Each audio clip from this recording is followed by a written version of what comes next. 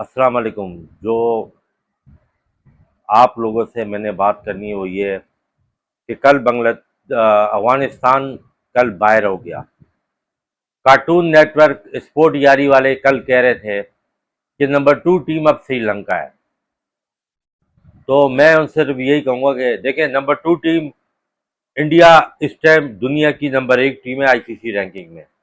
इसमें तो कोई डाउट ही नहीं है। टी ट्वेंटी की और एशिया की टी20 की नंबर 2 टीम पहले भी पाकिस्तान थी, अभी भी पाकिस्तान है और आइंदा भी पाकिस्तान रहेगी जब तक वो अपनी डोमिनेशन भारत पे नहीं कायम करेगी। जहां तक रहेगी अफगानिस्तान की बात, तो अफगानिस्तान अगर सुपर 4 में आता तो उसमें जो लोग समझते हैं कि एक्साइटमेंट होती, वो एक्साइटमेंट पाकिस्तान के मीडिया में होती, पाकिस्तान के जर्नलिस्ट में होती, सनौल्ला में होती, एजाज बाकरी में होती, बासित अली में होती, इनमें होती, राशिद शरीफ में होती और बाकी जो शोएब मलिक वगैरह ये टट्टू पट्टू है इनमें होती और इंडिया के कार्टूनों में होती। वो कभी भी अफगानिस्तान इंडिया के अगेंस्ट उस जज्बे से नहीं खेलता। कल एजाज वसीम बाकरी में इंटरव्यू ले रहा था तो अफगान तमाशाई ने ये कहा है कि हम जज्बे के साथ पाकिस्तान और श्रीलंका से खेलते हैं। उसने इंडिया का नाम ही नहीं लिया। हालांकि अफगानिस्तान को ये सोचना चाहिए, अब तो उनकी गवर्नमेंट भी इंडियन क्रिकेट बोर्ड की जो है ना वो बहुत जो है ना सपोर्ट करती है। क्या इन्होंने खेल इनको पाकिस्तान ने जब पैदा हुए खेलना पाकिस्तान ने सिखाया है। और अगर आप इनको सियासी बुनियाद पे, जिस पे मैं बात नहीं करना चाहता सियासत पे, ये किसी और वजह से स्टेट अवे बोलूं पाकिस्तान आर्मी की वजह से या जियो पॉलिटिक्स की वजह से आप इनसे आप नफरत करते हो, तो सन 2001 के बाद जो भी 2019, 20, 21 तक जब उनके ट्रूप्स यूएसए के आपके मुल्क से नहीं गए, तो इंडिया का क्या रोल था आपके मुल्क में? इस चीज को भी तो जानो, इस चीज को भी तो पहचानो। इंडिया उस नेटो फोर्स जो आपके खिलाफ ऑपरेशन कर रही थी, अब सियासी बात थोड़ी करनी पड़ेगी। जो जुल्म और सतम अफगानिस्तान में ढाए गए थे, उसका फैसिलिटेटर, उसका बेनिफिशरीज, उसका जो है ना जो बैक ऑफ द हैंड था वो हिंदुस्तान था। तो वो भी था उस पर गुनाहगार। जैसे अब लेकिन क्रिकेट पॉइंट ऑफ व्यू से जहां तक बात की जाती है, अफगानिस्तान कभी भी जज्बे के साथ नहीं खेलता। ये बात गलत है, गलत पोर्ट्रेट की जाती है आपका मीडिया यहाँ पे कि वो आईपीएल की वजह से करते हैं। आईपीएल की वजह से नहीं करते, आईपीएल भी उसका एक पार्ट है, लेकिन एक्चुअल में उसमें अंदर जो एक गुस्सा है ना, वो रिएक्शन करते हैं जैसे बांग्लादेश पहले करता था। ठीक है, जब हसीना वाजिद बात थी, ठीक है, बात आईपीएल की नहीं है, बात ये है। दूसरी बात है आप करो, अच्छी बात है आप करो, बुरी बात नहीं है। खेल में तो दो भाई भी एक दूसरी टीम में हो तो कंपटीशन लेवल करते हैं, लेकिन आप हिंदुस्तान के लिए भी करो। और मेरा सवाल अफगानियों से ये है कि जब आप इतने जो है ना वो हिंदुस्तान को आप करीब हो के आप क्रिकेट खेलते हो, तो इंडिया ने, ये बात मैं बाद में आऊंगा। और बाय द वे आपकी क्रिकेट फूली फली जो है वो धर्मशाला में थोड़ी फूली फली है। आपकी क्रिकेट फूली फली है यूएई में। आप यूएई के शुक्रगुजार हो कि जब आपके मुल्क में जो हालात खराब थे, यूएई आपने आप शारजा ग्राउंड में आपको प्रोवाइड किया था, आप लोग के प्लेयर्स वहां रहते थे। आप यूएई का शुक्र अदा करो, समझ गए ना आप। और उसके बाद आपने जो है, जब ऑस्ट्रेलिया ने आपके साथ और इंग्लैंड ने, ऑस्ट्रेलिया ने आपके साथ टेस्ट खेलने से मना किया कि आपकी वुमेन टीम नहीं है, तो आपके हक में किससे बात की? आप मुझे ये बात बताएं। क्या हिंदुस्तान ने बोला है? हिंदुस्तान की जो डोमिनेशन ना आईसीसी में कि नहीं आप ये नहीं करो, वहां तो हिंदुस्तान ने तुम्हारा साथ नहीं दिया। हाँ, तुम जो बैट यूज करते हो एसजी के, सुनील गावस्कर के, तुम्हें बैट दिए, तुम्हें ग्लव्स दिए, एक सो कोड किस्म का तुम्हें ग्राउंड बना के दिया, तो तुम्हारे उस ग्राउंड में तो क्रिकेट भी नहीं होती। दूसरी बात है, अफगानिस्तान की मेन हारने की वजह ये थी कि इंसान जो है ना, जब अपनी स्पिरिट पे खेलता है, जब अपनी क्वालिटी स्किल पे खेलता है, लेकिन उसमें जब घुमंड का पहलू आ जाता ना, जिस तरीके से घुमंड, ये बात तो मीडिया ने हाईलाइट नहीं की। जिस तरह उन्होंने पाकिस्तान के एम्पायर है वो आफरीदी करके नाम है, मुझे कंप्लीट, फैसल आफरीदी, उसके साथ बांग्लादेश वाले मैच में जो अफगानिस्तान के कप्तान ने बदतमीजी की है, वो तो आईसीसी तो गूंगी बेरी है वहां पर।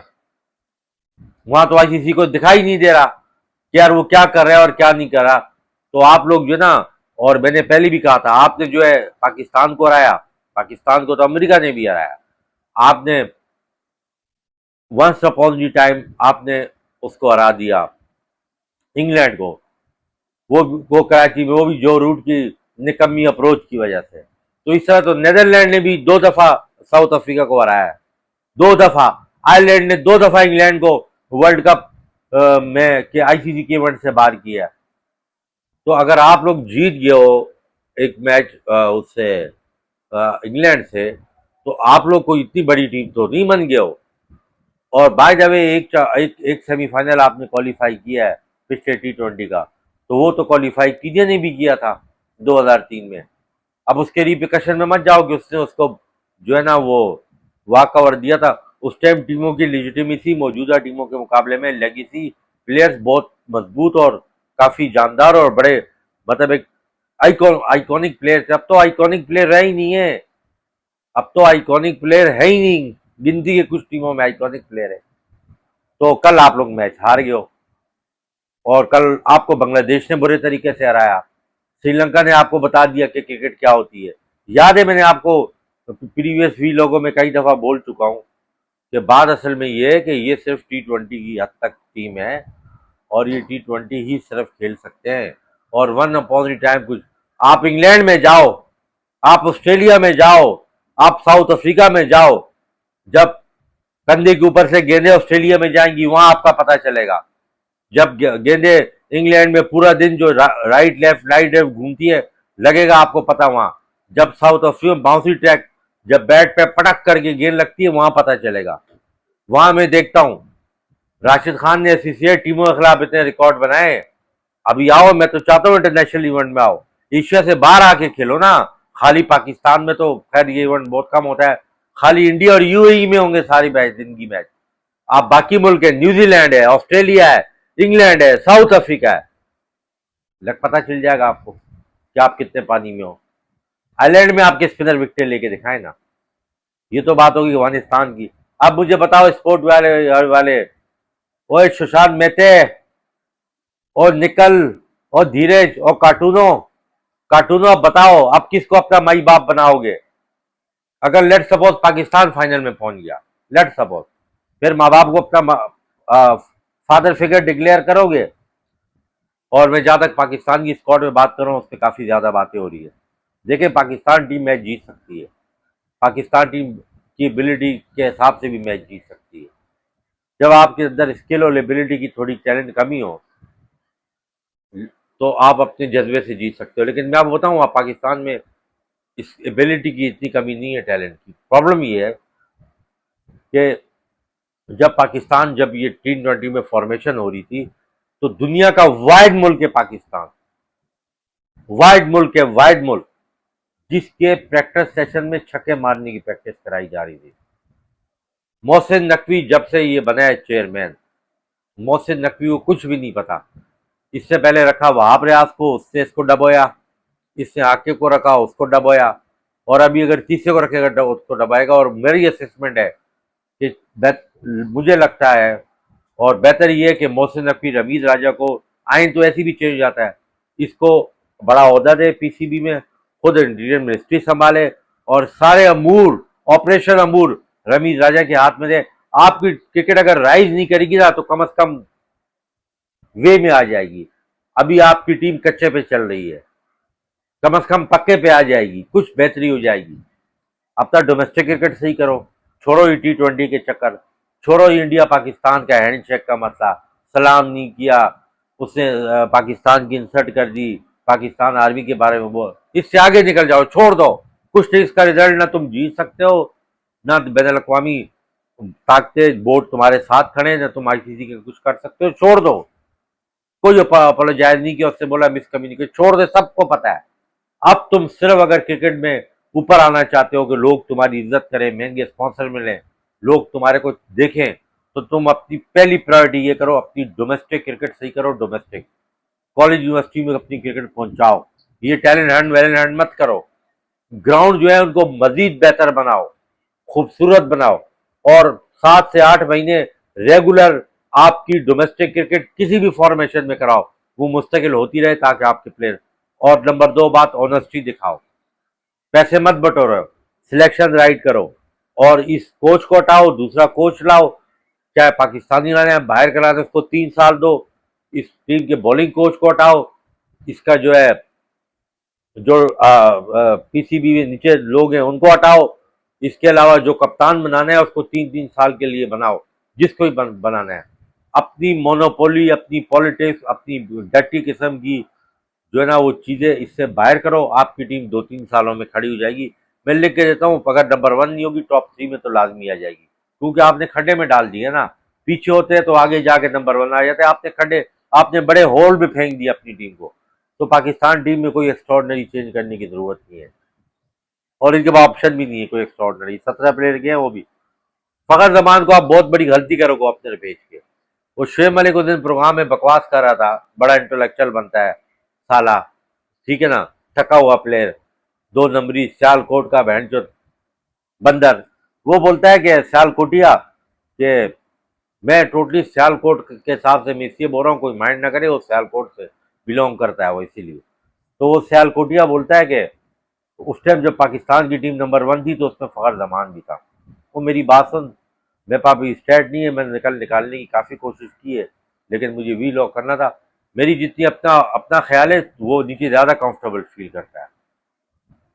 फखर जमान ओडीआई में अख्तर के लिए का ज़्यादा कामयाब है, T20 में स्टैट उठा के देख लो, फखर जमान के स्टैट उठा के देख लो तुम 2017 के बाद से। तो फखर जमान कंफर्टेबल है।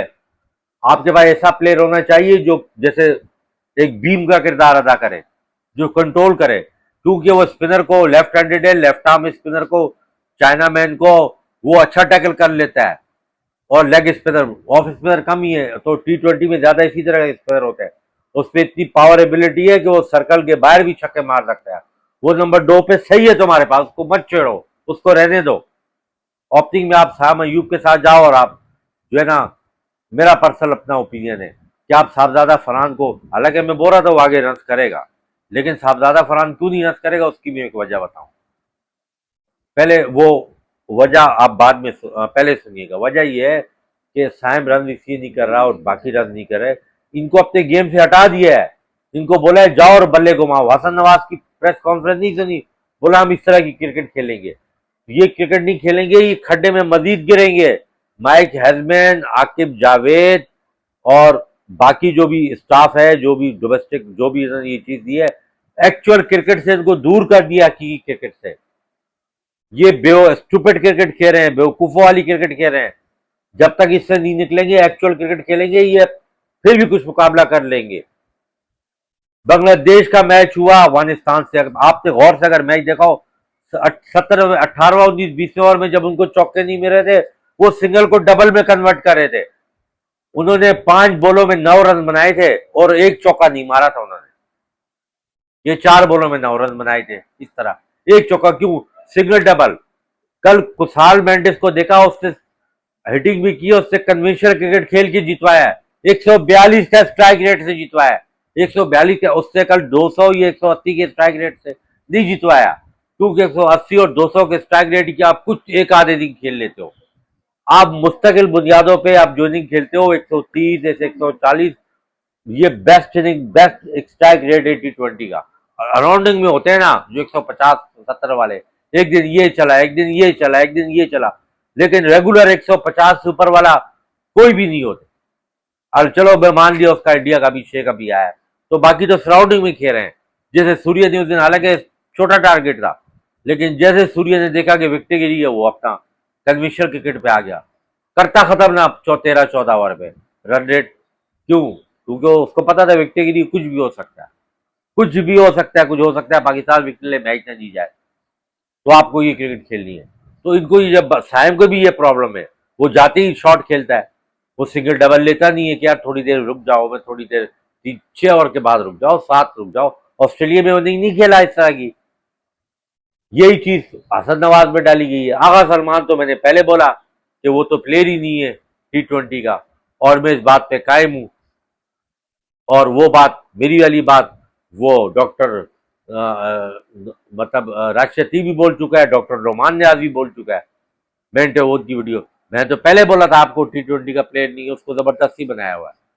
आप ऊपर से खिलाओ इसको, ये आरएस को, इसको छोटे चुनचुने को, इसको खिलाओ आप ये साइम के साथ, क्योंकि साइम का प्लस पॉइंट ये आपको बॉलिंग में विकेट लेके दे रहा है। आप उसको बाहर नहीं करो। वन डाउन पे आप फखर जमान को खिलाओ। चौथे पे आपके पास वही आगा जो कि कुछ अर्से में बागा सलमान हो जाएगा। पांचवें पे आप खिलाओ हुसैन तलत को। छठे पे आप खिलाओ असद नवाज को। सातवें पे आपका ऑप्शन नहीं है नवाज।